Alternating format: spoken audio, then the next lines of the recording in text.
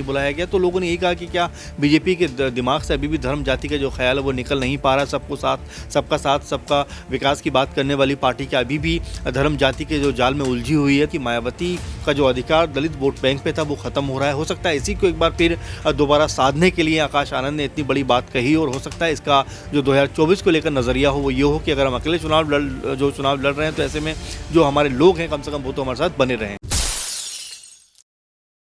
नमस्कार, मैं नाज़मीन खान और आप देख रहे हैं SPN 9 न्यूज़। आप सभी का बहुत बहुत स्वागत है मेरे खास प्रोग्राम बात सच की में। लोकसभा चुनाव से पहले बसपा सुप्रीमो मायावती ऐलान करती है कि इंडिया गठबंधन में शामिल नहीं होंगी, उत्तर प्रदेश में किसी भी पार्टी के साथ गठजोड़ में नहीं आएंगी। लेकिन जहां इंडिया गठबंधन से इनकार करती हुई मायावती नजर आ रही थी, लेकिन इस बात के कयास लगाए जा रहे थे कि अगर इंडिया अलायंस में शामिल नहीं होंगी तो क्या एनडीए की तरफ मायावती का रुख बढ़ सकता है, क्योंकि मायावती ने अभी तक भारतीय जनता पार्टी के खिलाफ कोई भी बयानबाजी नहीं की है, भारतीय जनता पार्टी के खिलाफ कुछ भी नहीं बोला है, जिसके बाद यही कयास लगाए जा रहे थे कि मायावती अब लोकसभा चुनाव से पहले ना तो समाजवादी पार्टी ना कांग्रेस पार्टी बल्कि भारतीय जनता पार्टी के साथ मिल सकती है। लेकिन इस बात का भी खुलासा हो गया है कि अब एनडीए की तरफ भी मायावती अब नहीं बढ़ने वाली है, क्योंकि मायावती के भतीजे की बात करें आकाश आनंद की, जो उत्तराधिकारी भी बना दिए जाते हैं,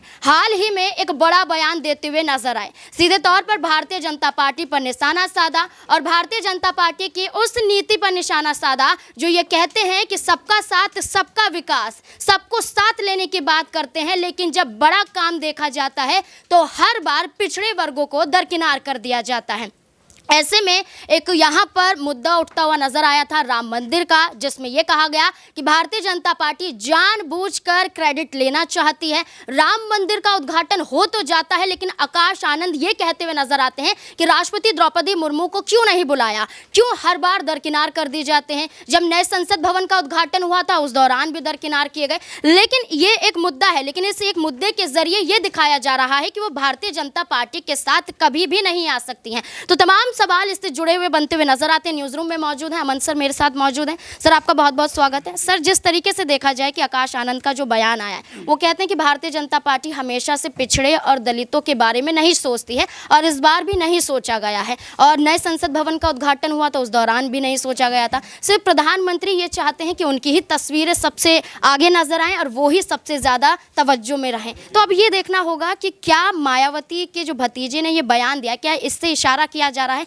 कि भारतीय जनता पार्टी की तरफ भी मायावती नहीं जाने वाली हैं? देखिए, बिल्कुल मायावती को लेकर तमाम तरह की चर्चाएं, अफवाहें, और सबसे बड़ी बात कि उनका खुद का भी जो रुख है वो अभी तक स्पष्ट नहीं हो पा रहा है। क्योंकि अगर देखें तो लगातार कभी उनका झुकाव एनडीए की तरफ होता है तो कभी इंडिया गठबंधन की तरफ होता है, तो कभी वो ये कहती हुई नजर आती हैं कि भाई मैं अकेला ही चुनाव लड़ूंगी, अकेले दम पर जो है एक बार फिर से यूपी के अंदर अपनी जो वापसी करूँगी। तो लेकिन इस सब के बीच में लगातार जो विपक्षी दल हैं वो ये कह रहे हैं कि मायावती जो है वो गाहे बगाहे या यूँ कहें कि अप्रत्यक्ष रूप से बीजेपी का सपोर्ट करती हुई नजर आती हैं। जहाँ पर उनकी स्थिति मजबूत होती है वो अपना प्रत्याशी उतार देती हैं, और इससे सपा को जो भी दल है उनको बहुत घाटा होता है। तो अभी तक जो कह सकते हैं कि मायावती सबसे ताकतवर चेहरा थी यूपी के अंदर, वो लगातार कह सकते हैं उनकी जो छवि है, उनका जो रुतबा था उसमें लगातार गिरावट देखने को मिल रही है। यही वजह है कि अब 2024 उनके लिए बहुत अहम महत्वपूर्ण साल है, क्योंकि इस साल वो लगातार ये बात कर रहे हैं कि भाई अब मैं अपनी पार्टी को दोबारा रीस्टैब्लिश करना चाहती हूँ। और जो आकाश आनंद उनके भतीजे हैं उनको लगभग उत्तराधिकारी बना दिया गया है, लेकिन वो ये कहते हैं कि मैं भी संन्यास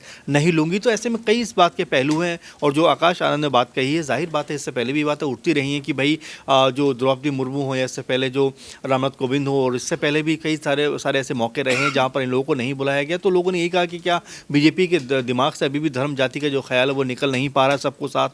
साथ सबका विकास की बात करने वाली पार्टी क्या अभी भी धर्म जाति के जो जाल में उलझी हुई है। तो ये ऐसे सवाल हैं जो लगातार विपक्षी दल उठाते रहे हैं, बात करते रहे हैं, क्योंकि द्रौपदी मुर्मू जो राष्ट्रपति हैं देश की, उनको नहीं बुलाया जाना या उनका नहीं पहुँचना कई तरह के सवाल खड़े करता है और कई तरह की बातें भी करता है। वही बात आकाश आनंद भी कह रहे हैं कि क्या वाकई बीजेपी जो है अब तक सबके साथ का जो विकास का वादा कर रही थी, क्या उस पर चलने की जो उनकी नीयत है वो ज़रा भी नहीं है, और अगर नहीं है तो फिर वो सबके साथ के विकास की बात क्यों करते हैं? ये अहम सवाल है, ये अहम सबसे बड़ी बात है। चूँकि इससे पहले भी इस तरह की बातें उठी हैं और अब ये एक बार फिर बात उठी है, तो कहीं ना कहीं कोशिश ये है कि कैसे अपने जो दलित वोट बैंक है उसको एक बार फिर से अपने पास रखा जाए इन सब बातों के सहारे। क्योंकि जो आज़ाद अर्थात हैं वो भी ये बात कहते रहे कि मायावती अब तक जो है जो दलितों की राजनीति करती आ रही थी, लेकिन उन्होंने इस दौरान पूरे अगर देखा जाए 5-10 साल के अंदर तो कोई बड़ी रैली, कोई बड़ा मुद्दा, कोई बड़ा जो कह सकते हैं कि मुद्दे के ऊपर अपनी आवाज़ को बुलंद नहीं किया है। इसी वजह से लगातार आज़ाद ये कहते रहे हैं कि मायावती का जो अधिकार दलित वोट बैंक पे था वो ख़त्म हो रहा है। हो सकता है इसी को एक बार फिर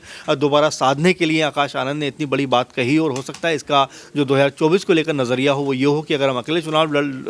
लड़ रहे हैं तो ऐसे में जो हमारे लोग हैं कम से कम वो तो हमारे साथ बने रहें। जी बिल्कुल। यहाँ पर अब आपको बता दें कि जो मायावती ये कहती हुई नजर आती हैं कि अकेले चुनाव लड़ेंगे, लेकिन बात यहाँ पर भीम आर्मी चीफ चंद्रशेखर आजाद की भी सामने आ जाती है। तो क्या देखा जाए कि जो दोनों की राह एक जैसी है, तो क्या दोनों मिलते हुए नजर आएंगे? अक्षय मेरे साथ मौजूद है। अक्षय, जिस तरीके से देखा जाए कि इंडिया गठबंधन में शामिल होने से इनकार करती हुई मायावती तो नजर आ गई, लेकिन क्या चंद्रशेखर आजाद की बात करें जो हमेशा से कहते हैं कि हम तो बहन जी का समर्थन करते हैं, बहन जी इनके साथ ही हैं, तो क्या यहाँ पर बहन जी भी अब चंद्रशेखर आजाद के साथ आ सकती हैं? क्या इस बात के मायने निकाले जा सकते हैं? देखिए, चंद्रशेखर आज़ाद का ये कहना कि हम बहन जी का समर्थन करते हैं, हम उनके साथ हैं, ये मुझे लगता है कहीं ना कहीं उनकी राजनीतिक मजबूरी है। क्योंकि आप ये चीज़ देखिए कि मायावती का उत्तर प्रदेश की राजनीति में एक वक्त वर्चस्व रहा है, और ख़ास तौर पर दलित समुदाय में उनकी बहुत ही मजबूती से पकड़ और पहचान रखी है। ये चीज़ अलग है कि 2022 के अगर आप विधानसभा चुनाव उठा करके देखेंगे तो केवल उनका एक ही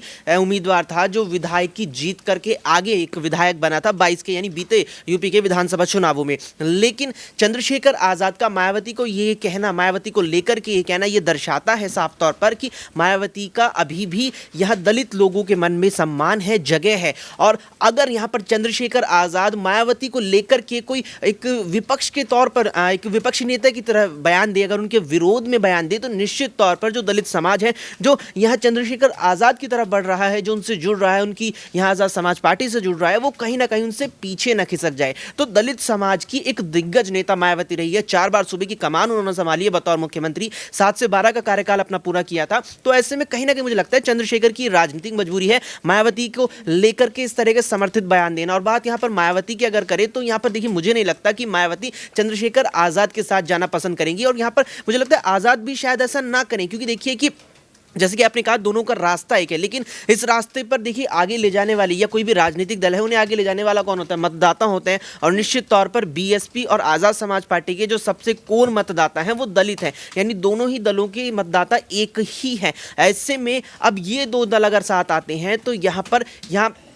आज़ाद समाज पार्टी यानी कि चंद्रशेखर आज़ाद अगर ये देख रहे हैं कि भविष्य में मैं अगर उत्तर प्रदेश से ही एक बड़े नेता के तौर पर उभर करके आगे आ सकता हूं, तो कहीं ना कहीं उसमें कुछ संशय के बादल मंडरा सकते हैं, और जो वोट बैंक होगा दलितों का वो यहाँ कहीं ना कहीं अगर आज़ाद समाज पार्टी को मिल रहा है, चंद्रशेखर को मिल रहा है, तो वो यह स्थानांतरित मायावती की तरफ भी होगा। तो इसलिए साथ आने की संभावना मुझे कम नजर आती है। जी बिल्कुल। मायावती एकला चलो वाली राजनीति को यहाँ पर लेकर आई, लेकिन कितनी कारगर साबित होती है ये भी देखना होगा, क्योंकि यहाँ पर यह कहा जा रहा है कि उत्तर प्रदेश में अगर अकेले मायावती आती हैं तो यहाँ पर वो कामयाबी हासिल नहीं कर पाएंगी। तो अब ऐसे में देखना होगा कि क्या कुछ यहाँ पर बड़े कदम उठाए जाते हैं, क्या मायावती इन तमाम राजनीतियों के जरिए यहाँ पर चुनाव जीतती हुई नजर आएगी। अबरार मेरे साथ मौजूद हैं, अबरार से जानने की कोशिश करेंगे कि क्या मायावती जिस एकला चलो वाली राजनीति पर देखी जा रही हैं, तो क्या ऐसे में लोकसभा चुनाव जीत पाएंगी उत्तर प्रदेश में? देखिए, मायावती कहीं ना कहीं आप देख रहे हैं कि बीते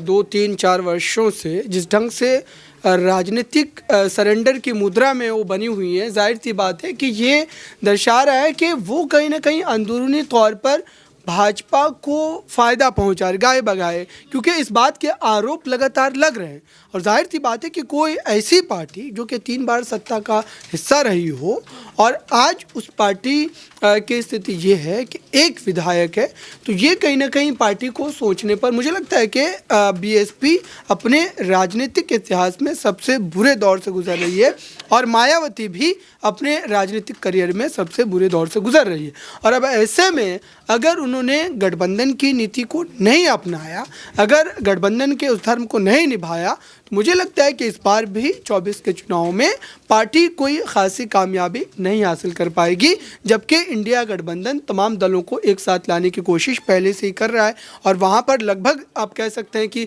जो बड़े दल हैं वो उनके साथ आ चुके हैं। अब मायावती के साथ जो वोट बैंक हमेशा से बना रहा है, दरअसल उसी वोट बैंक को लेकर के ये लड़ाई है, क्योंकि अगर मायावती अपनी जो है बयान को जारी करे, राजनीतिक सक्रियता को दिखाए ना दिखाए, उनका समाज, उनका वर्ग हमेशा उनके साथ ही रहा है और यही एक आप कह सकते हैं कि बड़े चिंता का विषय है विपक्षी पार्टियों के लिए, कांग्रेस के लिए, सपा के लिए, कि अगर वो तमाम के तमाम वोट जो उनके साथ बने हैं उनके साथ चले गए तो जाहिर सी बात है कि उनके जीती हुई सीटों पर कहीं ना कहीं ये एक बड़ा फेरबदल का कारण बन सकता है और जितनी आप कह सकते हैं कि प्रतिशत वोट मायावती को मिलेंगे उतने ही जो है प्रतिशत वोटों से हो सकता है कि कई ऐसे प्रत्याशी हों इंडिया अलायंस के हारते नजर आए। जी बिल्कुल, यहाँ पर अब लोकसभा चुनाव से पहले मायावती का ऐलान कर देना, लेकिन उसके बाद आकाश आनंद का ऐसा आरोप भारतीय जनता पार्टी पर लगाना इस और इशारा करता हुआ नजर आता है कि अभी भी मायावती कहीं ना कहीं